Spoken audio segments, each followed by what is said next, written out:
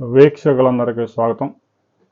ప్రకాశం జిల్లాలో టీడీపీ కీలక నేత వీరయ్య చౌదరి హత్య కేసులో కీలక నిందితులను పోలీసులు అరెస్ట్ చేశారు.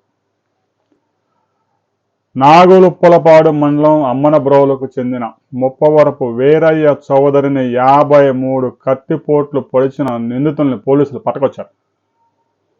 హత్య జరిగిన తర్వాత నిందితులు వాడిన స్కూటీని 18 కిలోమీటర్ల దూరం తీసుకెళ్లి అక్కడ వదిలేసి పారిపోయారు. ఆ స్కూటీ గడిచిన 3 రోజులుగా ఎవరో కదిలించకపోవడంతో స్థానికులు పోలీసులకు ఫిర్యాదు చేశారు. తీగ లాగితే డొంక కదిలినట్టు నిందితుడు వీరయ్య చౌదరి గ్రామంలోనే దొరికాడు. అంటే ఆ గ్రామానికి చెందిన వ్యక్తి.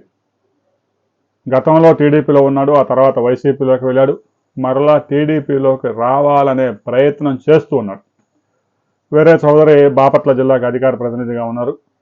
మాజీ ఎంపీపీగా పనిచేశారు. ఆ మండలంలో కీలక నేత, అందులో ఎలాంటి అనుమానం లేదు.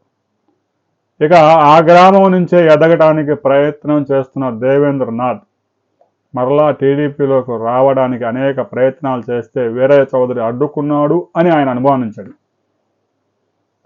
తెలుగుదేశం పార్టీలోకి రానియడం లేదు, నన్ను అడ్డుకుంటున్నాడు, గ్రామంలో మండలంలో ఎదగనీయడం లేదు అనే కసితో వీరయ్య చౌదరిని వదిలించుకుంటే ఇక మండలంలో నాకు తిరుగులేదు అని భావించాడు. ఈ హత్యను అవుట్సోర్సింగ్ ఇచ్చి చేయించేశాడు. 53 కత్తిపోట్లు వేయించాడు. అంటే ఇప్పుడు వైసీపీ నాయకుడు టీడీపీ నాయకుడిని చంపాడని చెప్పడానికి వీల్లేదు. గతంలో వైసీపీలో ఉన్నాడు, అంతకుముందు టీడీపీలో ఉన్నాడు. గత ఎన్నికల్లో టీడీపీకి అనుకూలంగా పనిచేశాడు, వీరయ్య చౌదరికి వ్యతిరేకంగా పనిచేశాడు. మరలా టీడీపీలోకి రావడానికి ప్రయత్నాలు చేస్తూ ఉన్నాడు. ఇలాంటి వ్యక్తుల వల్ల పార్టీ పరువు కూడా పోయే ప్రమాదం ఉంది.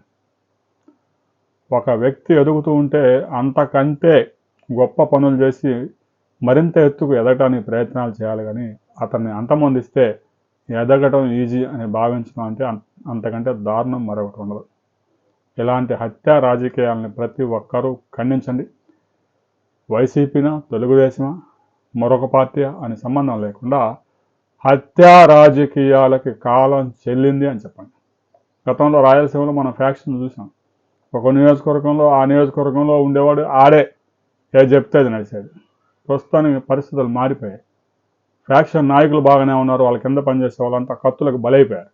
కత్తి పట్టినవాడు కత్తికే బలైపోతాడు అనేది ఒక నానుడు ఉంది. హత్యా రాజకీయాలు ఇప్పటికైనా ప్రతి ఒక్కరు మానండి. ఇలాంటి హత్యా రాజకీయాలు చేస్తున్న వారిని ఏ పార్టీలోనూ ఎంగేజ్ చేయొద్దు, ఏ పార్టీ కూడా తీసుకోవద్దు. రాబోయే కొద్ది గంటల్లో నిందితుల్ని జిల్లా ఎస్పీ గారు మీడియా ముందు ప్రవేశపెట్టబోతా ఉన్నారు.